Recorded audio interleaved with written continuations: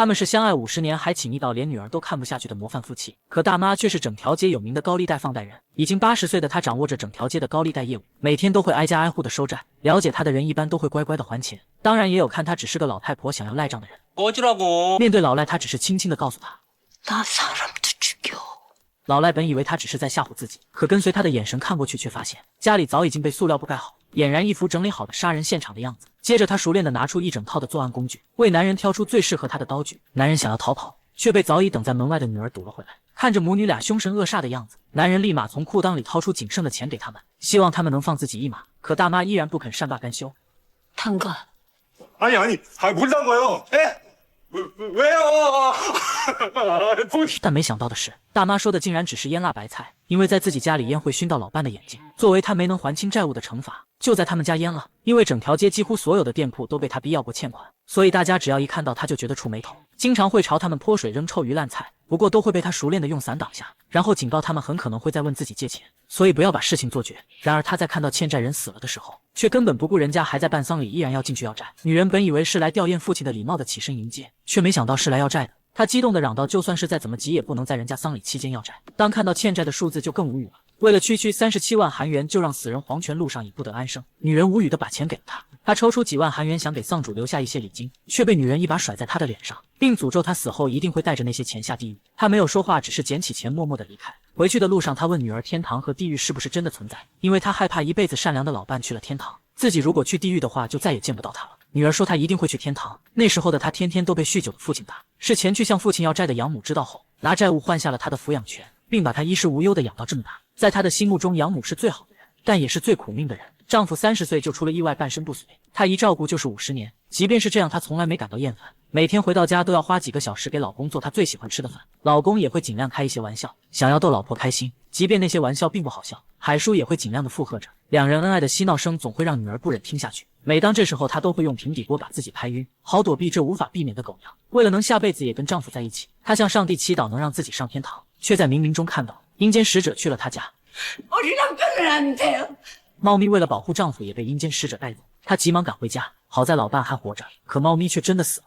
她知道猫咪是为了保护老伴才死的，为了感谢猫咪，她特意为猫咪进行了隆重的葬礼。但她没想到的是，猫咪只是暂时阻止了阴间使者带走老伴。就在当天晚上，老伴就真的离开了，从此她的生活里再也没了希望，精神也一天不如一天。当有人再次向她扔咸菜时，她发现自己竟然没有完全倒下。她知道自己的时间也不多了，唯一放心不下的就是养女。就在又一次收债时，她发现女儿对欠债人的儿子一见钟情了。平时比男人还生猛的女儿，一见到男人就温柔的像小猫似的。于是他给女儿买了贵重的洋服，并安排她和那个男孩见面。女儿知道后也在心里窃喜，可谁知转眼她就在对方店门口打砸起来。原来海叔答应了他们，只要跟女儿在一起，他们欠的钱就不用还了，还会把自己存的钱给他们，帮他们开店。这分明是在安排后事。伤心过后，女儿也明白自己早晚都要面对，她现在唯一能做的就是趁母亲还在，让她教会自己挡下那些商贩攻击的技巧。就这样，在她学会之后，海叔就离开了。葬礼上来了一个女儿从来没有见过的人，而这个人就是传说中的阴间使者。海叔发现自己竟然全身都不痛，阴间使者告诉他，人死后什么也带不走，病痛也是一样。海叔听到后，首先就是为丈夫高兴，丈夫走的时候应该也不会痛。令她没想到的是，丈夫也是这个人送走的。丈夫走的时候满心想的也是他。很快他就登上了前往阴间的地铁，车上许多人都在祈祷着，希望能上天堂。在到达地狱站的时候，许多人都被吸了出去，即便他们在后悔生前的所作所为，再反抗不想下去都没有用。海叔觉得很快就该到自己了，直到列车的门关上，他才知道自己原来可以去天堂。通往天堂的安检会让他们留下生前的所有东西。老爷爷有一个陪伴自己20年的狗狗，他不想和狗狗分开。安检美女告诉他，即便他不带进去，也很快就能和狗狗见面。另一个大婶抱着自己毕生存的钱不肯放下，他因为没有钱，只能把孩子送到福利院。为了接回孩子，他一辈子都在疯狂工作，一点一滴的存钱。可他还没把钱给孩子就死了。他想让使者把这些钱转交给自己的孩子，不要让他因为没有钱过得像自己一样辛苦。还有一位消防员死死拿着氧气罩不肯放下，当使者想要强行夺走时，他才说出那不是给自己的，那是给那个小女孩的。他在大火中因为救一个小女孩被困，氧气已经仅剩下5分钟，他把面罩摁在女孩脸上，向队友发出求救信号，然后就晕了过去。小女孩想把面罩给他，他拒绝了，他就想知道小女孩怎么样了。说着，一个小女孩就跑到了他的身边，他瞬间高兴，之后立马就伤心起来，自己到最后还是没能救她。小女孩说自己没有人陪，只能自己一个人走，可她还不敢一个人睡觉。她问叔叔能不能像当时保护她那样陪她走下去。可到了海叔的时候，他却发现自己什么难舍的东西都没有。他想问自己是不是忘了什么，使者却只是让他一直走就行了。使者让他挑选一个想一起在天堂生活的人，如果对方也选择了他，那么他们就可以一起在天堂生活。但机会只有一次，不能更改。她毫不犹豫说出了丈夫的名字，不出意料，丈夫也选择了她。然后就是她想以多少岁在天堂生活。她想起自己在20到25岁是最漂亮的年纪，而25岁那年她和丈夫相遇，她想选25岁。可转念她又想起丈夫在临终前说，觉得80岁的她最美，所以她就选择了80岁。她的选择连使者都震惊了。很快她就被送到了丈夫居住的地方，但令她没想到的是，开门的居然是20多岁的帅小伙。80岁的妻子刚和30岁的老公在天堂重逢，没想到次日就冒出来一个年轻漂亮的情敌，这让本就容貌自卑的她顿感遭到了丈夫的背叛。原来海叔听信了丈夫临死前的鬼话，果断选择了以80岁的样子和丈夫再续前缘。可见到丈夫后，却发现丈夫选择了30岁的模样，她瞬间感觉天都塌了。不明所以的丈夫还问她为什么会没有任何变化，她只能不耐烦地谎称是自己填错了年纪。虽然丈夫对她现在的样子没有任何嫌弃，不断向她展示自己恢复年轻后的强壮身体，还背着她转起了圈圈。可越是这样，越让她感觉他们不像夫妻，倒像是母子。不论丈夫如何哄她，她都高兴不起来。看着镜子里那皱皱巴巴的脸，她一刻都不想再在屋子里待下去。可即便是到了外面，她也找不到一个像她这个年纪的人。所有人都选择了自己最美的年纪，只有她自己跟整个环境格格不入。更过分的是，有个黑衣女一直盯着她，好像在嘲笑她一样。面对挑衅，她果断选择应战，也死死地盯着对方，但却因为年纪大了，一会儿眼睛就开始干涩。就在她擦眼睛的一瞬间，黑衣女却消失得无影无踪了。更让她崩溃的是，在去迎新会的路上，所有人都对在天堂还能看到老奶奶感到好奇，这让本就不适应的她更加自卑。迎新会上，她看到一个可爱的小女孩，可女孩一说话就让她震惊了。小女孩竟是旁边女人的婆婆。海叔很好奇他们为什么会反了过来，原来女人生前患了重病，被丈夫抛弃，是婆婆为她擦屎擦尿洗身体，一照顾就是几年。婆婆为自己生了个丧良心的儿子，感到没脸见九泉之下的亲家母，可儿媳却觉得自己这辈子能遇到婆婆是最幸运的事。临死前，儿媳祈求婆婆下辈子一定要做自己的女儿，换自己来照顾她，来报答她的恩情。就这样，他们在天堂终于实现了互换身份的愿望。这让他想起了自己可怜的养女英爱。那年他去找英爱的爸爸收债，却看到英爱独自拿调料包煮水喝，问他爸爸去哪了，他只是说不知道。海叔还以为那是他的爸爸为了躲债教他说的，于是说自己如果收不到钱就会住在他们家，直到收到钱为止。可他刚一躺下就发现屋里冷得像冰窖一样，半夜他生生被冻醒，想把脚伸到女孩的被子里取暖，才发现女孩盖的被子还没自己的衣服厚。心疼的他帮女孩升起了炉子，女孩也在那一刻确定他并不是个坏人。 난 누워 있을 거야. 아빠한테 연락해. 학교 다녀오겠습니다.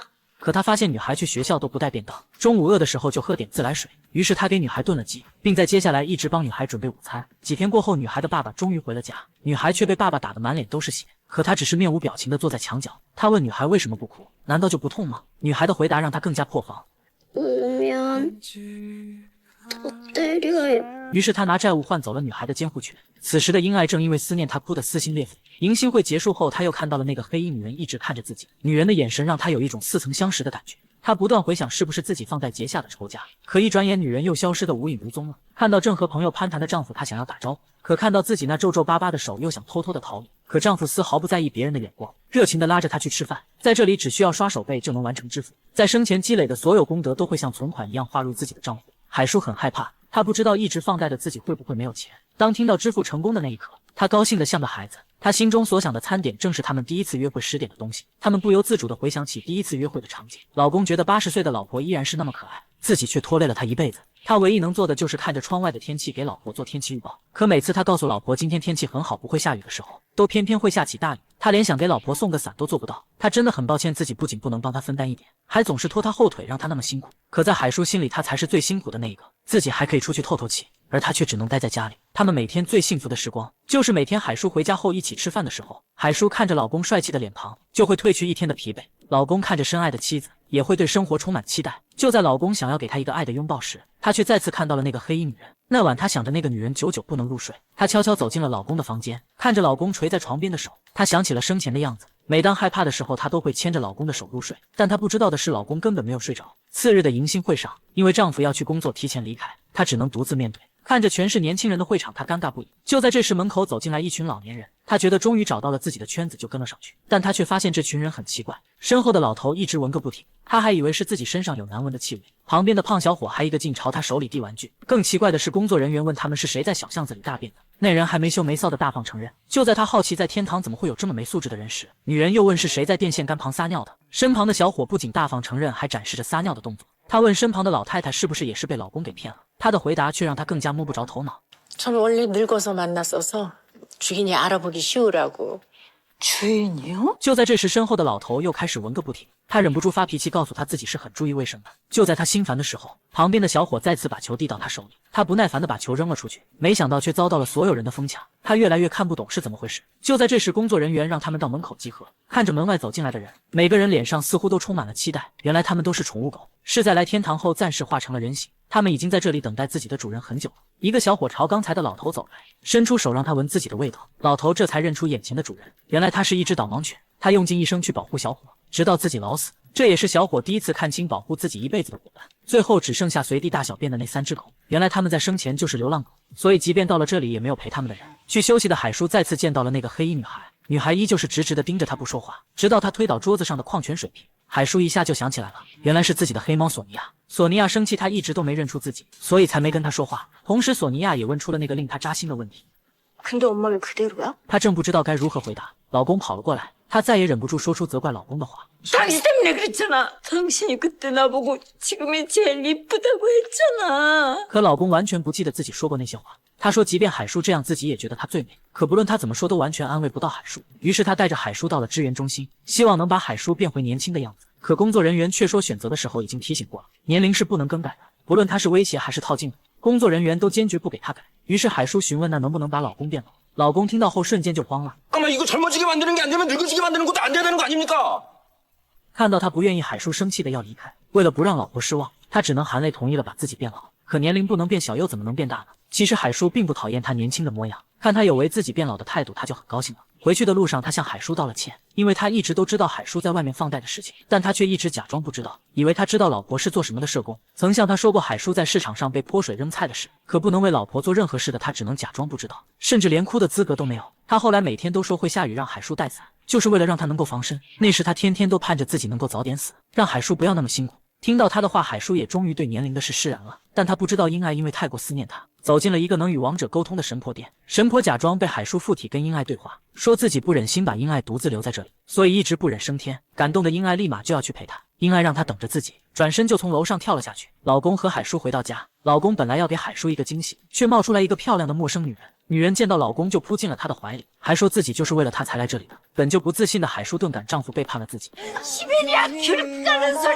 80岁的老太太在天堂见到了自己5岁时就死了的妈妈，没想到妈妈一眼就认出了她。她不明白从来没见过她长大后样子的妈妈为什么却能一眼认出她。妈妈却拿出了她结婚时的谢卡，她这才知道奶奶口中早就死了的妈妈一直在看着自己长大。可为什么自己5岁之后就再也没有见过她？妈妈没有告诉她，只是转身去给她做她最喜欢的地瓜汤。吃着妈妈做的饭，她再也绷不住了。别人跟老公吵架都可以回娘家，可自己却只能忍着。妈妈看出她肯定是跟老公吵架了，问她为什么。原来天堂迎新会的最后一个环节是回忆房，每个人都能在这里看尽自己一生的喜怒哀乐。当海叔戴上回忆装置，时光一下就回到了那个童年的夏天。朋友告诉他，每天晚上都有个女鬼在水库边哭。当天晚上，他就自己一个人提着灯笼去了水库边，找了他半天的奶奶责问他为什么大半夜来这里。 엄마, 보고 싶어서. 是你说的妈妈掉进水库死掉了，叫我不要再找她。可西域告诉我，这里有个掉进水里死掉的女鬼，我觉得那应该就是妈妈。长大后，奶奶借了一双邻居的皮鞋，让他去跟一个2婚的有钱老男人相亲，还说是为了他好，这样以后他就不用再吃苦了。就在去相亲的路上，老公拦下了他，死缠烂打说自己看上了他，要他跟自己去喝茶。当听说海叔是要去相亲，就让他跟自己打个赌。海叔坐公交，自己跑步，如果自己比他先到相亲地点，就必须跟自己约会。这个阳光的男人一下就吸引了他。不过最终老公也没能跑赢公交车，不过他还是从老男人手里抢走了海叔。从此海叔终于过上了有人疼有人爱的生活。可好景不长，刚结婚不久后，老公就出了车祸。很快海叔就回忆完了自己那幸福且痛苦的一生，即便这是自己亲身经历的一生，海叔还是觉得难以接受，自己明明那么努力生活，为什么却要承受那么多痛苦？中心主任告诉他，每个人都跟他一样，幸福回忆中隐藏着悲伤和难过，于是把他带到最后一个房间，生前所有的痛苦和心结都能在这里得到疗愈。疗愈结束之后，老公来接她回家，这一刻他们好像回到了刚认识那天。回家的路上，他们看到一道彩虹架起了桥梁，无数狗狗通过彩虹桥奔向他们的主人。无论是主人先过来还是狗狗先过来，他们都会在这里等着对方，并最终健康快乐的在这里生活。老公也承诺一定要帮海叔找到属于他的幸福。然而刚到家门口，一个漂亮的女人一头就扎进了老公怀里。生气的海叔拽着他们的头发痛骂，完全忘了天堂不让骂人的规定。几片花瓣这时从空中落下，原来老公是人间到天堂的列车员。第一次上班的时候，前辈提醒他，在车上一定要当做什么也看不到，什么也听不到。可对面的女人总让他不自觉地看向他，不由自主地注意他。当到达地狱站的时候，女人被强大的吸力往外吸，她鬼使神差地把他救了下来。丈夫以为终于解释清楚了，长舒一口气，却没注意到他的话让海叔更加生气，不自觉地看向他，在意他，这不就是看上他年轻貌美了吗？海叔让女人滚回他该去的地方，可女人自从天堂站下车之后，脑袋里就变得一片空白，连自己的名字都不记了，唯一记得的就是老公告诉她的名字。没办法，他们只能把女人暂时安顿在家里。第二天打扫卫生的时候，海叔看到了那几片他揪着女人头发的花瓣，询问丈夫之后才知道，在天堂做了坏事之后就会有这样的葡萄掉下来，一旦集满6个就会被送去地狱，而她现在已经有4颗了。她让丈夫赶紧把女人处理好，不然自己马上就要地狱游了。没办法，老公把女人带到支援中心寻求帮助，却从工作人员那里得知，天堂已经开启了紧急状态，因为发现有逃脱者，只有从地狱逃脱到天堂的人才会失忆，而这类人在被抓到之后，会遭受到比地狱还痛苦的惩罚，甚至直接被毁灭。老公害怕自己受到牵连，毕竟是他把女人带到天堂的，所以不敢声张，又把女人带回了家，这让海叔实在忍不了了。一个陌生女人跑来说，只记得自己老公已经让她够郁闷，现在却还要让自己和那个女人住在一个屋檐下。她让老公赶紧把女人送走，不管她是下地狱还是去哪里都跟他们没关系。可老公却很为难。당신이 언제부터 그렇게 인정 넘치는 사람이었다고? 自从你来到这里之后就一直在对我生气，我每天都在看你的脸色，连大气都不敢喘。他的话彻底伤了海叔的心。海叔之所以伤心不是因为女人，而是因为老公的态度。于是海叔决定离开这个家，他来到支援中心想去找妈妈，可工作人员却说必须要对方同意才能让他过去，让他回家等待。再也不想回那个家的海叔竟威胁起工作人员，为以免他再犯错误，主任为他开了绿灯。很快他就乘坐到达1950年的公车到了妈妈生活的年代。可上了年纪的他走山路异常艰难，而且还是在夜里。主任看到他的状况，摁了下电脑，就这样一轮圆月突然出现在他身后，黑夜瞬间像白天一样。他担心妈妈万一认不出自己怎么办，应该要白天去更好。随着主任手指一动，黑夜瞬间变成了白天。就这样他跟妈妈见面了。他很后悔自己选择跟老公生活，跟妈妈在一起就算这么老也无所谓，毕竟是有着血缘关系的妈妈，自己永远是妈妈的孩子。但老公却不一样，只会站在别人那一边。妈妈听完后让他听听自己的故事。结婚没多久，老公就带回来个妖艳的女人，从那之后他在家里就像个保姆，而那个女人却很快就怀了孕，并生下了孩子。但女人嫌带孩子累，就把孩子扔给了他。孩子每天都会在半夜哭个不停，他背着孩子在屋子里晃，那女人却嫌孩子吵。就这样，他每天晚上都会背着孩子在院子里睡觉。神奇的是，自己都没有怀过孩子，可随着孩子的哭闹，却有了奶水。慢慢的，他觉得女人比自己可怜，他连这么美好的东西都没抱过。后来，老公和女人去泡温泉，却在回来时火车脱轨死了。 걔가 나야? 我本来想着一个失去双亲的年幼孩子能有什么错，可对女人的恨让我还是很讨厌你跟着我叫我妈妈，但却发现没有你在身边我根本睡不着，这让我很害怕。我害怕我会因为你离不开那个令我憎恨的家，我害怕我以后会恨你会讨厌你，所以我就在一个很黑的夜里偷偷离开了。可我发现自己还是会忍不住想你，总是偷偷去看你，所以你的毕业典礼、你的婚礼我都有偷偷去。从那时我就知道血缘远没有缘分重要。听了妈妈的话，海叔似乎解开了对丈夫的心结。次日一早，他一打开门就看到了来接他的老公，老公像从没见过的丈母娘行了大礼，就带着海叔回家了。而那个女人也在这时被抓他的人发现了。 오셨어요. 女孩用雨伞挡下羽毛球的动作，让海叔瞬间想起了自己的养女英爱。他怀疑女孩就是自己的女儿，可老公觉得那根本不可能，因为如果那样的话，就代表英爱死了。一向强壮如牛的英爱怎么会这么早死呢？听了老公的话，他也觉得可能是自己想多了。可第二天，他却看到索尼娅和女孩一起在玩抓蝴蝶。要知道，索尼娅除了自己和英爱是从来不跟其他人亲近的。当再次看到女孩晚上偷偷吃白米饭时，他从冰箱为女孩拿出了小菜，告诉她虽然还是不能让她把这里当自己家，可他们肯定是因为有着某种缘分才相遇的，所以不要因为害怕自己变得畏畏缩缩。当天晚上，女孩不断做噩梦，梦到自己被地狱使者抓走。害怕的她走进了海叔的房间，抱着海叔，并把手伸进海叔的兜里睡了起来。一觉醒来的海叔吓了一跳，那正是英爱从小到大改不了的习惯。 我무서워요. 于是他到支援中心查询英爱的消息，工作人员告诉他，如果人还活着的话是查不到信息的。可很快工作人员就发现可以查到英爱的信息，可他的住址却不在天堂，可能是在地狱。海叔想起老公说过女人是他在地狱站救下来的，他瞬间觉得女孩肯定就是英爱，开始把女孩当成女儿对待。可老公觉得女孩不论是个性还是长相都跟英爱没有一点相像，海叔却认为这里是天堂，连索尼娅都能变成人，更何况是英爱改的相貌。他坚信女孩就是英爱。就在这时，天堂开始公开搜查地狱逃脱者。那3个流浪狗从工作人员那里得知，逃脱者唯一的区别就是气味跟天堂里的人不一样，这让他们瞬间想起了女孩。他们想抓了女孩邀功，可此时的女孩为了迎合海叔嘴里英爱的霸道形象，也表现出蛮横的气势，吓得他们根本不敢靠近。于是炸酱想了个办法，和女孩成为一家人，然后趁他睡着的时候绑了他。于是他就叫住了乐俊，在他面前跳起了舞。他希望乐俊看他可爱能领养他，但他没想到因为海叔狗毛过敏，所以他们是不敢养狗的。于是他就把自己的狗毛给剃了。可他刚剃完毛准备行动，指挥中心就收到了逃脱者的消息。女孩急忙躲进了衣柜，可教会里和海叔一块做礼拜的男人却把刀子抵在了海叔脖子上。原来男人生前有个非常相爱的老婆，可老婆却患了失智症，谁都不认识，什么也不记得了，只是总是拿着2根筷子比来比去。他不论走到哪里都会带上老婆，对老婆无微不至的照顾。可偏偏他又查出了大肠癌晚期，他不知道自己死后老婆要怎么办。纠结许久之后，他带老婆去高档酒店，点了2道他们一辈子都不舍得吃的菜，做了他们一辈子没做过的事。他告诉老婆，就是到了阴间也不要到处乱跑，要等着他不要和他走散。做完一切之后，就把车开进了海里。可到了地狱之后，他却怎么都找不到老婆。他害怕失智的老婆无法照顾自己，所以才逃出地狱跑到这里。他只想知道老婆是不是在这里。如果老婆在天堂，知道老婆好好的，他就会回去接受任何惩罚。可这小小的要求，工作人员都不告诉他。中心主任告诉他，他的罪不是自杀，而是带走了他老婆的生命。每个人的生命都应该掌握在自己手上，即便是生养他们的父母，也没有资格决定他们的生死。只要他在地狱接受完惩罚，就可能再次获得和老婆相见的机会。可如果他一意孤行，现在就会被毁灭，他就再也没有机会了。与此同时，乐俊在收集人间寄往天堂的信件时，收到了男人老婆给男人织的围巾，这也说明男人的老婆还没有死。他把围巾给了男人，男人瞬间就想起来了，老婆患病前一直在给他织围巾，老婆得病后忘了所有东西，却还记得给他的围巾还没织完。男人终于解开了心结，跟随地狱使者离开了天堂。可海叔回到家后却不见女孩的身影，当在衣柜里找到女孩，害怕的女孩一把就抱住了他，他也心疼地呼唤着英爱的名字，而那声呼唤直接传到了前往地狱之路的英爱的耳朵里。80岁老太太死后好不容易到了天堂，却仅仅1周就因屡屡犯错又被发配到地狱。赶来的丈夫想要救她，却根本无能为力。没办法，乐俊只能去找中心主任帮忙，但主任却告诉他，海叔本来就是介于天堂和地狱临界处的人，之所以被送往这里，就是想要再给他一次机会，可他却没有把握住，他也无能为力。而且地狱是个没有任何词汇能准确形容的可怕存在，更不会对任何人宽恕和留情，即便是你强行把他带回来，也会像上次的朴哲敬一样重新被抓回去。唯一的办法就是让他在地狱接受完该接受的惩罚。看着垂头丧气的乐俊，炸酱以为他听到地狱的可怕后不敢再去救海叔了，于是在安排好2个小弟后，就打算独自冒险去地狱。但他却低估了乐俊对海叔的感情。此时的海叔已经被送往了地狱，地狱跟井然有序一片祥和的天堂截然不同，到处都是打架和互殴的坏人，有的人刚到这里就被打死了。直到阎罗王出现，秩序才稍微得到维持。阎罗王告诉他们，在人间他们可能会逃脱法律的制裁，可在这里谁都无法隐瞒自己的罪过。这里没有悬案，也没有死刑暂缓执行，更不会因为身份而得到特殊照顾。可不等他讲完，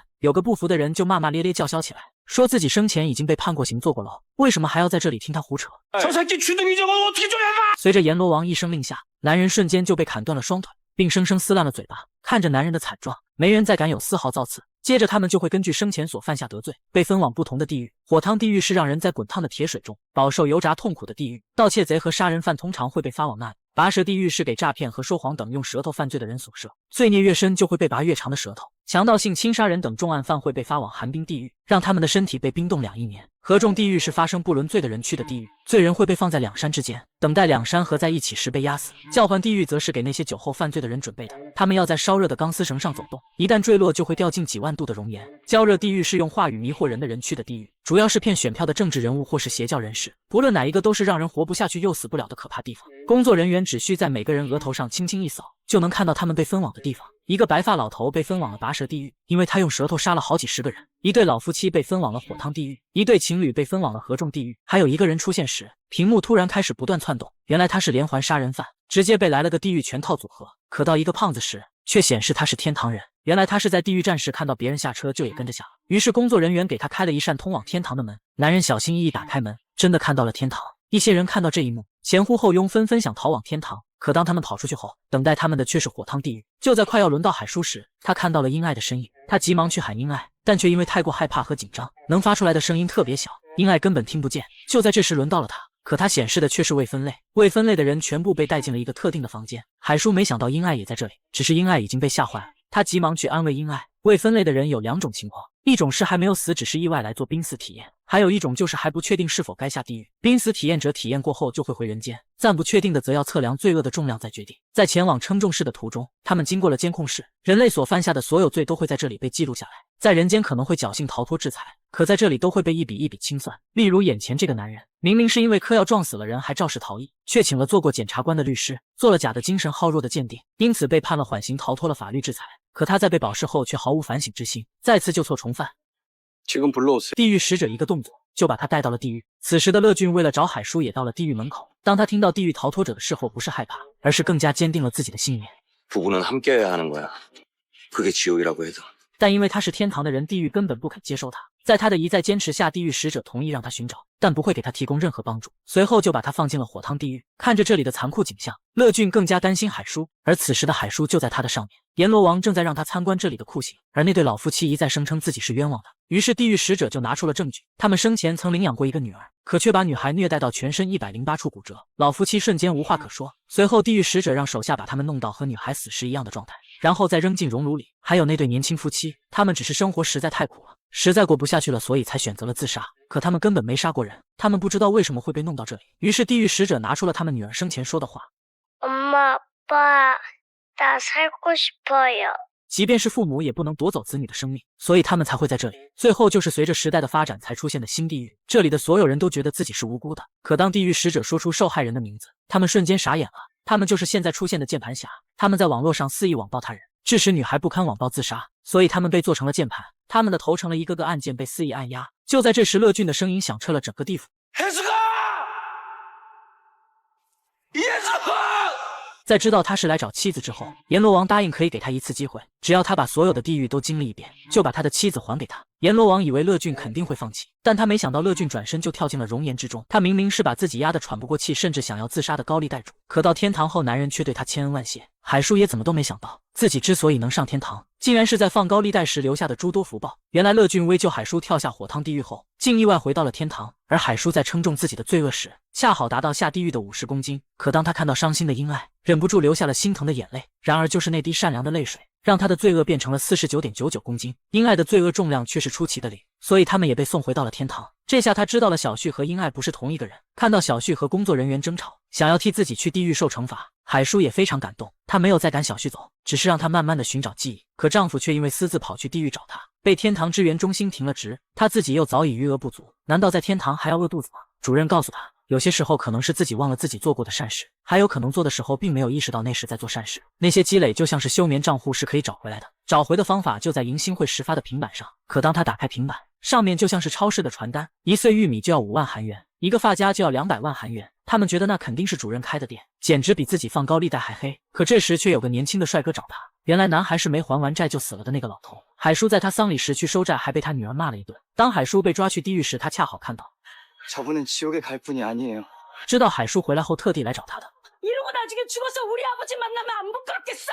海叔以为他在怪自己，刚想道歉却被男孩抢了先。他为女儿那天的态度向海叔道歉，并向海叔救了自己向他道谢。他本是个靠拾荒为生的孤寡老人，海叔每次去收账，虽然表面上凶神恶煞，可暗地里总让英爱去帮他。那天在还了海叔的钱之后，老头最后看了一眼墙上女儿的照片，想要结束自己悲苦的一生。可就在他已经准备好一切的时候，海叔却去而复返回来了。原来是刚才老头多给了钱，海叔回来还给他，凑巧看到了老头脖子上的绳子，海叔没有戳破，转身从袋子里拿了2穗玉米，并一再强调吃多了会不消化，让他今天吃一个，剩下一个明天再吃。他心里知道那是海叔在劝他一定要活到明天，而且自从那天之后，海叔每天都会带着2份东西去收债，每次都让他留一个明天吃。他做不到把海叔的好心扔掉，所以就这样坚持了一个又一个明天。他一直活到了寿终正寝，他的子女和兄弟姐妹都没有在意过他，海叔却让他感受到了还有人在意的温暖，所以他一直希望能再见到海叔，报答他的恩情。男孩道谢之后，平板上的玉米就消失了，5万块也进入了海叔的账户。男孩的事情让他们明白了，平板上的每样东西都应该是跟他有关的一件事。于是他们根据平板上的地址找到了白色发卡的地址。当看到女人的那一刻，海叔瞬间就想起来了，他同样是海叔还没有还清债务就死了的客户。海叔本想去灵堂找他的亲属要账，却在到了那里之后得知，女人连一个亲属都没有，因为没人缴费，殡仪馆还打算取消他的丧礼。海叔知道后，不但自己出钱为女人交了灵堂的费用，还把欠自己钱的人都找来，用减免他们欠款为条件，让他们给女人举行简单的送别仪式。最后还亲自送女人下葬。女人真诚地向海叔表达了谢意，英爱非常高兴，因为如果多几个这样的，他们就成大富翁了。可海叔却担心起来，他害怕自己欠了别人这样的恩情，却想不起来。英爱告诉他，那些人也有平板，如果有，他们迟早会找来的。海叔这才稍微释然。而在此时人间的一场婚礼上，新娘在送走自己的朋友之后，再也忍不住偷偷哭了起来。她和哥哥从小就在孤儿院长大，从来没见过妈妈，如今连结婚都只能是哥哥搀着她进礼堂，没有父母见证自己的婚礼，多么遗憾。她越想越伤心，哥哥安慰她，我们最大的痛苦就是没有家庭，可从今天开始你就组建自己的家庭了，应该要开心才对。可不论哥哥怎么劝，她的眼泪都止不住。就在这时，作为天堂使者的乐俊给他们送来了一样东西，里面是2个存折，分别是他们2个的名字。为了接回孩子，他一辈子都在疯狂工作，一点一滴的存钱，可他还没把钱给孩子就死了。他想让使者把这些钱转交给自己的孩子，不要让他因为没有钱过得像自己一样辛苦。上面写着，亲爱的儿子女儿，妈妈从来没有忘记过你们，我很想立刻冲向你们，我很想紧紧地抱着你们，可我却做不到啊，这让我不禁流泪。女孩终于敞开心扉举行了自己的婚礼，因为她知道她虽然看不到妈妈，但妈妈一定会在某个地方看着她。自从真正的英爱回来后，小旭经常做同一个梦，梦到一个女人跳舞的画面，好像跟他的身份有关系，但他依旧想不起来。直到这天，他跟随乐俊去工作，看到一个人身后的图案正是他梦中的画面。那一刻，无数可怕的回忆涌上他的心头。80岁的老太太在天堂还要受到婆婆的刁难，相爱一辈子的夫妻却在天堂出现了婚姻危机。原来80岁的海叔和30岁丈夫的爱情故事上了天堂的电视节目，成了许多人羡慕的模范夫妻。然而还不等他们高兴，女嘉宾的一句话就打破了海叔的美梦。 천국에서 시어머니는 만나보셨어요? 得知婆婆也在天堂的海叔急忙问丈夫，婆婆知不知道自己也来了这里。当听到婆婆并不知道自己在这里，并且住得离他们很远之后，才稍微放下心。但为了以防万一，她还是决定把门口自己的名字挡起来。然而她刚一回头，就看到了找来的婆婆。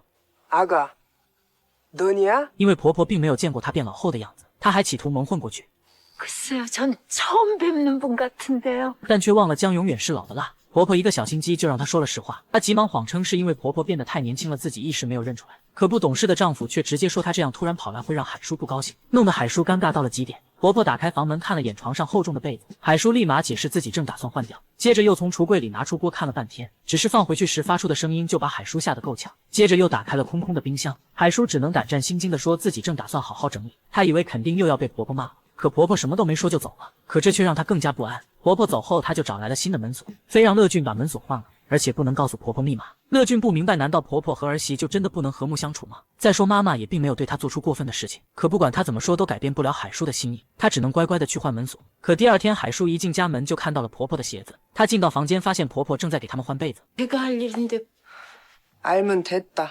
婆婆还带来了许多小菜，叮嘱她不要吃得太辣或者太咸。在人间不好的事在这里也是一样，甚至连锅碗瓢盆全部都换了一遍。海叔像个做错事的小孩，连大气也不敢喘。直到老公回家，她像是看到了救命稻草，可老公开口就要说她这样会让海叔不高兴，吓得海叔急忙把她推进屋里换衣服。等他们出来的时候，看到婆婆已经准备好了一大桌子菜，可海叔看到老公穿的衣服后，又急忙把她推进了屋里。她害怕婆婆骂她让老公穿得像个乞丐，让老公赶紧换身好的，却没想到老公一身西装革履出现在了饭桌上。 너 애 잤냐? 아니요. 乐俊想要帮海叔洗碗，海叔怕被婆婆看到，急忙赶他走，可还是晚了一步。 안 떨어졌냐? 저거 들락날락 그러는지. 乐俊说：“这都什么年代了，让妈妈必须转变思想。人家有的婆婆跟儿媳一起逛街洗桑拿，妈妈说看来我也要做个新时代的女性。她让海叔明天在家里等着她，跟她一起去个地方。可海叔心里却害怕到了极点。第二天，海叔早早就出了门，他到牧师那里先是挖地瓜，又是做辣白菜， 오늘 안에는 오겠지 뭐. 最后看时间还早又做了甜米露，直到觉得婆婆应该回家了才回去。而婆婆在家里整整等了她一天。她知道海叔肯定是在故意躲着她，她也知道自己以前对海叔不好，可我也是跟自己的婆婆学的。我以为大家都是这么过的，原本自己吃过那些苦，就不应该再那样对自己的儿媳，可自己却做不了新时代女性。直到那天在电视上看到海叔来了，还是用那副老年的身躯，而乐俊却是年轻的状态。我很好奇，就想来看看。看着他用那副那么老的身躯，还要叠那么重的被子，拿那么重的锅盘，我害怕海叔会累垮，所以我才想给他们换了。可我却没想到别人不一定能理解我的用心。海叔只要看到我就很不高兴，连乐俊也会手足无措。我也觉得很尴尬。他让乐俊告诉海叔，自己不会再来了，他可以放心了。有我这样的婆婆，还要照顾生病的你，她辛苦了，真的很不容易，应该给她颁奖才对。即便再怎么吵吵闹闹，只要你们过得开心，就是最大的孝顺。最后还让乐俊也不要再去找她。看着妈妈离开的身影，乐俊非常心疼。当海叔回来时，他没有再像以前那样开心的迎接。他问海叔，既然喜欢自己，为什么不能连妈妈一起喜欢，哪怕是试一试？可他连试都不愿意试。乐俊第一次对海叔生气，第二天出门时也没有再理他。而乐俊和小旭的关系却在一天天的相处中越来越近。死后到天堂的女人竟然是个杀人犯。饺子作为第一个可以转世的狗狗，有许多富贵人家可以选，可他却偏偏找了个流浪汉。原来流浪狗3人组成了天堂的向导犬，负责为新来的狗狗做向导。眼光犀利的炸酱一眼便能看出所有狗狗的不同。一个一直打圈的狗狗是因为一辈子都被绑着，所以以为自己的世界范围就只有狗绳那么长，而旁边那个毛光滑顺溜又有光泽的狗狗，一看生前就受尽了宠爱。而角落里毛干燥凌乱又时刻保持着高度警戒的3只狗，一看就是被弃养的模样。一直坐在门后的那只狗狗，则是因为主人独居又忙碌，它们一整天都在等待主人回家，这也就导致它们普遍都有分离焦虑症。它孤单的身影让饺子感触颇深，这也成了他选择转世主人的一个重要原因。天堂为他们专门设立了恶习矫正中心，他们生前那些喜欢叼鞋和吃屎的坏习惯，都会在这里得以改正，以便能更好的转世投胎。还有心理创伤治疗室，那里有许多可能在生前伤害过他们的工具，在这里他们会慢慢习惯，不再害怕那些东西。治疗师正在对3只流浪狗进行治疗，因为流浪狗是最容易丧失尊严的狗狗。治疗师让他们多写称赞自己的日记，帮助他们树立自信，还让他们勇敢地念出来。在治疗师的鼓励下，第1只狗狗勇敢站了起来。我要称赞自己不会再因为一点微小的声音就吓到，我要称赞自己不会再一看到石头就害怕被砸。而第2只狗狗笑着念完就哭了起来，因为它写的是我要称赞自己不再害怕那些喝醉酒就无缘无故踢我的人，那是饱含了多少辛酸和屈辱的日子。最后1只狗狗的日记更是让现场的所有狗狗落泪。我要称赞自己不再怨恨把我抓到流浪动物中心的员工，我要称赞自己不会埋怨所有不领养我的人，我要称赞自己能够理解帮我安乐死的医生，我还要称赞自己原谅了抛弃我的主人。可惜他们在人间的时候只能以狗狗的样子生活，不然他们就可以把这些情绪发到社交平台上，那样的话他们就能收到许多安慰和鼓励的话。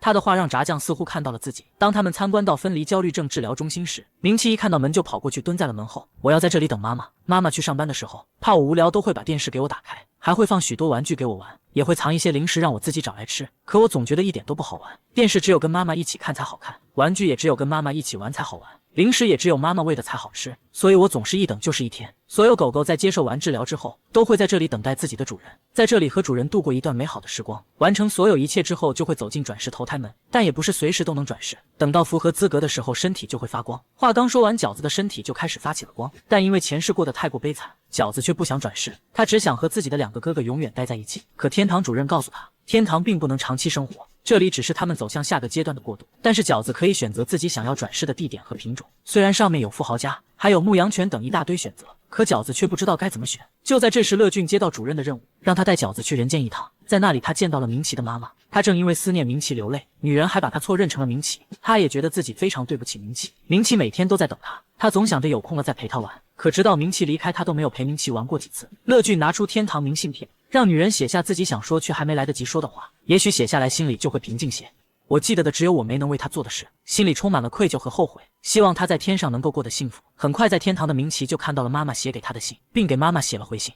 내 힘든 과거를 보듬어 함께 보내준 하늘 아래에 있는 주인이 너무 보고 싶어요. 我记得的就只有他对我的好，内心充满着爱的回忆，一定要过得像我一样幸福。明奇和妈妈的故事让饺子感触颇深，他不顾2个哥哥的反对，选择了一个流浪汉。男人虽然没有钱，却能时时刻刻陪着他，电视总是和他一起看，玩具跟他一起玩，零食也总是亲手喂他吃，他不用每天都等着主人回家。虽然过不上好的生活，吃不到好的饲料，可时时刻刻的陪伴又怎么说不是一种幸福呢？他明明是一个触碰不到任何人间事物的天堂人，却差点把一个老头掐死。乐俊也怎么都没想到，自己从小旭手里救下的老头，竟是他们共同的仇人。而他在帮小旭寻找记忆的过程中，竟让小旭对他产生了不一样的情愫。原来那天小旭在见到花衣服老头之后，脑子里就涌现出一段可怕的回忆，压抑不住的愤怒让他像回忆里那样死死地掐住对方的脖子。幸好乐俊及时出现，才阻止了他铸成大错。自那之后，他一直很害怕，害怕自己真的会是坏人。为了尽快找回记忆，他每天都会跟乐俊去人间，而海叔那边却因为婆媳事件，乐俊一直都在和他冷战。海叔以为没有自己给老公打点，他肯定不是忘怀表就是忘手帕，但他不知道他不管之后，小旭一直都有帮老公收拾。英爱也提醒他，小旭和乐俊一起行动越来越自然了。郁闷的海叔去找牧师喝了很多酒，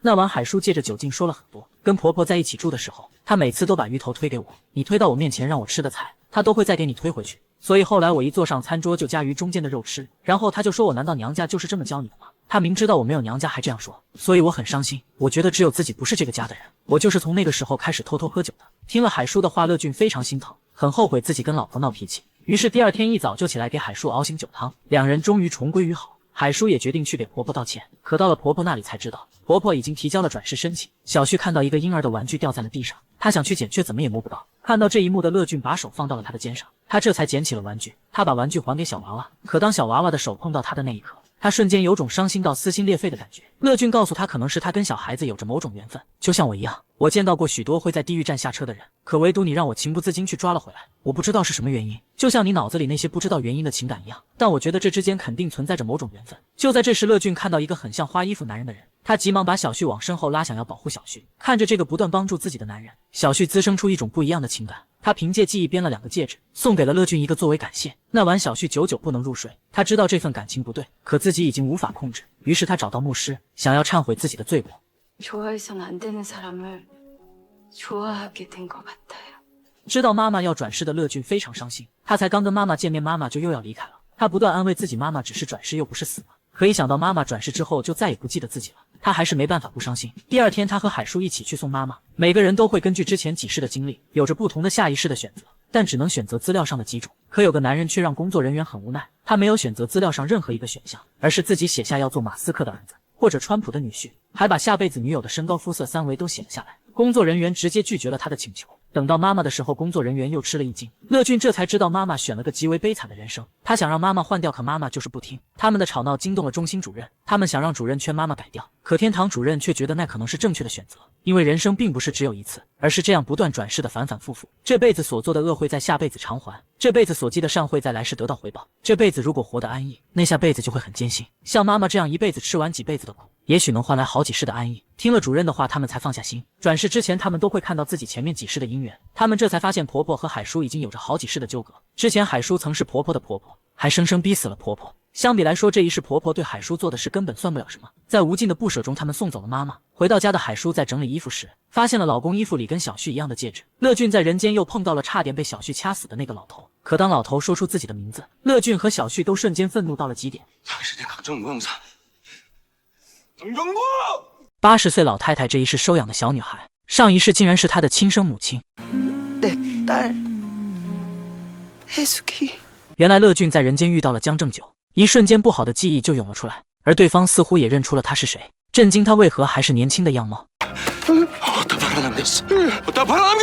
与此同时，失忆的小旭似乎想起了什么，但此时身体像被法术控制一般动荡不得。在路人的帮助下，江正九挣脱了束缚，掉头就跑的同时还不忘嘲讽乐俊，当时又不是只有他那样，不那么做的才是傻瓜。就在过马路的时候，被疾驰而过的汽车当场撞死。天堂使者犯错导致人类死于非命，可是重罪，最高可以判处灵魂消散的惩罚。然而乐俊却顾不上那么多，薅着江正九的衣领质问把他贩卖到了哪里。可老头刚死，对海叔老公的怨念极重，一把掐住他的脖子就想索命。就在这个时候，地狱化的小旭从后面把江正九给拎了起来。接送亡魂的使者突然出现，恰好看到了发生的一幕，抬手就打算将小旭的灵魂打散。幸亏乐俊及时制止，这才成功的阻止了他犯错。但使者好心提醒，这里注意提醒的是2个人，一个无法回到那里，就算回去也会被消灭，而另一个天堂绝对不被侵扰。镜头一转，乐俊因此丢了工作，而小旭对他的情感反倒是更深了。另外一边，海叔望着那2枚一模一样的戒指，不断的自我催眠，只不过是普通的野花编织品，戴的又不是成对的金戒指。他相信小旭不是个忘恩负义的人，应该会有自知之明，从而死心。然而第2天一大早，小旭和乐俊假装上班的时候，对他说了一些悄悄话。虽然原片没有放具体说了什么，但乐俊听完后对他的态度有明显的改变，甚至刻意与海叔亲近，似乎在用这个行为拒绝什么。次日天堂来了一位不速之客，这人正是从小就虐待女儿的父亲。英爱看到他以后，本能的跑回海叔的家，蹲坐在角落里止不住的颤抖。童年的记忆不断的迫使他不敢发出丁点声音。海叔见状立即冲到外面，和丈夫一起把英爱爸拦在了门口。声色俱厉的轰禽兽父亲立即离开，然而英爱爸说什么都不肯走，声泪俱下的嚷嚷有句话想对女儿说，然而由于他发出的嘶吼，不自主的让英爱想起了小时候，他为了逃避父亲的毒打，躲进了柜子里。时间一晃到了第2天，英爱爸坐在门口，完全没有要离开的意思。此时英爱不知道哪来的勇气，一把拉起父亲就要找中心主任问个清楚。他不明白，一个恶贯满盈、本该在地狱接受惩罚的罪人，凭什么可以在天堂明目张胆的四处闲逛？没想到中心主任却表示，英爱爸已经走完了地狱的流程了，而到天堂则是对他最后的惩罚。他要在这里接受女儿的指责，感受悲伤与痛苦。英爱认为这种人不配做父亲。他被海叔收养后，他还是会以各种办法勒索钱财。有时候英爱觉得对不起海叔，甚至觉得自己就不该出生。他不明白必须得原谅这样的人吗？对于这个问题，中心主任没有回答。不过他提醒英爱，无论怎样，父亲都会轮回。转世的目的不是再续前缘，而是将前世就连地狱之火都烧不尽的过错改正和了结。或许心里会觉得委屈，但轮回还是会继续下去。为此，中心主任公开了2人上一世的关系。也正因为结局不好，这一世才会成为妇女。夹在中间的受害者却是海叔。没错，英爱爸上一世是海叔的父亲，而英爱则是父亲领回来的情人，海叔真正意义上的生母。上一世的记忆随着烛光一下子全都涌进了英爱的脑海里。离开天堂中心的时候，英爱告诉父亲，二人没脸面得到女儿的原谅，所以各自带着各自的罪过忏悔了。没想到英爱爸关心的却是这一世的女儿有没有原谅他，那副不要脸的样子都把英爱给气笑了。回去的路上，英爱回想起了她上一世的一生。她本是一名歌姬，厌倦了对男人陪酒卖笑，所以对别人的位置起了贪念。没过多久就凭借着怀孕，摆脱了来历不明贱妾的骂名，后来便产下了家里唯一的血脉海叔。她担心成为正是那样的黄脸婆，所以从来都不带亲生女儿。然而从自己身上掉下来的肉又怎么会不心疼呢？每天看着孩子在别人身边茁壮成长，心里总是有一种说不出的难受，于是便总是趁着家里没人的时候偷偷的抱一抱海叔。久而久之，她的贪念发生了变化，想要真真正正的成为一位母亲。然而计划赶不上变化快，就在她和丈夫出门旅行，想要给女儿买双鞋子的那天，火车脱轨发生了意外，留下了还不懂事的女儿海叔。当天夜里，英爱抱着80岁的海叔，而海叔则是轻轻地拍了拍她的手做出回应。缘分这东西很奇妙，海叔收留了上一世对他不闻不问的母亲，而英爱则是在这一世每天都抱着没有血缘的女儿。二人清楚分别的日子马上就要到了，英爱祈求永远也别原谅他。镜头一转来到了第二天，母女俩坐在草坪上倾诉心里话。 이제라도 행복하게 살아봐야지. 就在这个时候，英爱化作一缕星辰消失在了原地，随着她的离开，海叔愿望清单上的鞋子也消失了。与此同时的人间，英爱结束了长达3个月的濒死体验。镜头一转，海叔走进教堂， 엄마. 小旭也梦见了牧师小哥叫自己妈妈，那么他们3人又存在怎样的纠葛呢？小旭最近总是会做一个奇怪的梦，梦里时常会有一个声音呼唤恩浩这个名字，而恩浩就是在天堂的牧师小哥。每当他想靠近孩子的时候，恩浩就会被那个声音叫走，同时梦也戛然而止了。隔天早上，小旭便将这件事告诉给了乐俊，没想到乐俊听到恩浩的名字后，像换了一个人似的，一把掐住小旭的肩膀，不断的逼问为什么会记得这个名字。待得知梦只有这么多后，他就摆出一副像是吃了干椰酸奶的表情。另外一边，牧师小哥竟然对着海叔喊了一声妈妈，因为自从来到这里后，他每天都祈祷能与母亲相遇，而海叔是在长久祈祷后进来的唯一的女性，所以牧师小哥大胆推测，海叔就是他朝思暮想的妈妈。然而煽情的部分都已经铺垫好了，海叔却坦白他从来都没有过小孩。晚上回到家，海叔把牧师小哥的糗样告诉给了丈夫乐俊，并将趣事描述了一遍。好巧不巧，没有孩子那一段刚好被不远处的小旭给听见了。夜里他又做了那个怪梦，这一次他凭借着意志跟上了孩子，然而却震惊的看到呼唤孩子的那个声音竟然是他自己。突然恩浩消失在了原地，这让小旭悲伤的情绪到达了顶点，同时更加确信她就是孩子的母亲。承受不住伤痛的小旭猛地惊醒，他立即找到乐俊，想要弄清到底是怎么回事。然而话还没问出口，记忆碎片又涌现了出来。不知年代的闹市区，他亲眼看到一个身影强行带走了喊着妈妈的恩浩，而那个人不是别人，正是面露凶相的乐俊。回想到这，小旭惊恐地望向对方，愣是将到了嘴边的话咽了回去。然而乐俊听到恩浩是他的孩子后，情绪异常的激动，不停地追问凭什么说恩浩是他的孩子，甚至丝毫不顾及小旭发出愤怒的嘶吼。 어디서 들은 거냐고! 小旭随便找了个借口，逃一样的跑回房间，没想到乐俊却追了上来，吓得小旭只好捂住耳朵。在强烈的刺激下，小旭不自主地记起了骇人的一幕。他看到乐俊收了江正九警员递过来的一个信封，结合那年不断的有海外非法收养南朝鲜孤儿的新闻，他更加确信儿子的失踪是被乐俊和江正九联手拐卖的。一想到这，小旭的母爱彻底爆发，敞开卧室的门质问乐俊是不是把他的宝贝儿子给卖了。우리 은호? 乐俊质问他是不是恢复记忆了，为什么一直提到恩浩这个名字。似曾相识的场景让更多记忆涌上心头。 도대체 뭐야! 受到惊吓的小旭拿起杯子砸向乐俊，才得以逃脱。至此，小旭逃得不知所踪，而乐俊似乎有什么难言之隐。与此同时，天堂举办了乐透中奖号码活动，赢得大奖的人可以把中奖彩票号码托梦给在世的亲人。不过，想要获得参赛资格，必须先找到乐透钥匙，钥匙一共分为6把，也就是说，预赛资格只有6席，获得资格的6人需要打动观众，得票最高者即为获胜。海叔听后认为没给英爱留下什么，于是拉着牧师小哥组队踏上了寻找钥匙之旅。然而无论是对着中心主任软磨硬泡，还是翻山越岭，就是找不到。眼看席位只剩下了最后一个，他的心别提有多着急了。与此同时，消失了1周的小旭主动找到乐俊，怀疑对方主动示好，其实就是想确认他记得多少，也就是说，从列车救他那一刻开始就知道他是谁。然而乐俊听后态度非常冷漠，如今这般田地，他只求别影响海叔，那对他产生情感的小旭自然是接受不了的。再一次独自离开了大家的视线，他悲伤地坐在长椅上，忽然瞥见一对经过的情侣，记忆碎片再一次浮现在脑海。他和乐俊曾经也像情侣那样开心过，甚至在那个不知年代的日子里，一起躲在屋檐下避雨，情到深处还相拥亲吻。突然小旭有些迟疑，自己该不会是插足别人感情的第三者吧？夜里，牧师见海叔那么执着，便跪在地上真心实意的祈祷，恳求快点让他找到参赛的钥匙。或许是小哥的真诚感动了苍天，亦或者中心主任放水，最后一枚钥匙不偏不倚地砸在了他的头上。至此，海叔得到了参赛的机会。镜头一转，天堂乐透大赛正式开始了。没想到第一位参赛者讲述完生前的悲惨遭遇后，海叔就指出他不仅有一栋房子，而且还是在市中心，一下就把95的高分拉低到了65。海叔如法炮制，把前4位参赛者的分数都拉低了不少。直至第5位选手出场，她直接表明不想要大奖，只想对丈夫说几句话，因为此刻那人应该身处地狱，她的丈夫就是逃脱者哲信。她想告诉丈夫，来世她还想成为他的妻子，到时换自己来照顾他。妻子一番真挚的发言，让在场所有的观众无不动容。然而就在投票环节的时候，海叔拼命的给牧师小哥使眼色，示意他不要投票。也正是因为这个原因，妻子差1分赢得大奖。紧接着轮到了最后一位海叔，可他的一生平淡的犹如肥皂剧似的，听得台下观众不断犯困。眼看成绩即将定格在48分的时候，他做了一个大胆的决定。与此同时，小旭正在傻笑，因为梦里恩浩画了一幅画，还说出了画里的人物的名字，唯独没有讲出妈妈的名字。而他则是坚信他和乐俊生前一定相爱过。对此，乐俊没有做出任何回应。海叔这边则是使出了杀手锏，让牧师小哥起立配合自己，随后开始讲述他那5岁的悲惨人生。那个冬天，他本应该待在温暖的房间里，吃着妈妈蒸的香甜红薯，却遭到抛弃，一个人在寒冬中发抖。然而主持人打断了海叔，认为虽然这是个惋惜的故事，却跟他的比赛没有什么关系。海叔却说自己要在这里审判那个抛弃牧师小哥的妈妈，因为让一个5岁孩子在寒风中逐渐失去意识，该是一个多么冷酷又绝情的母亲才能做出的事，而他最辜负的还是孩子的心愿。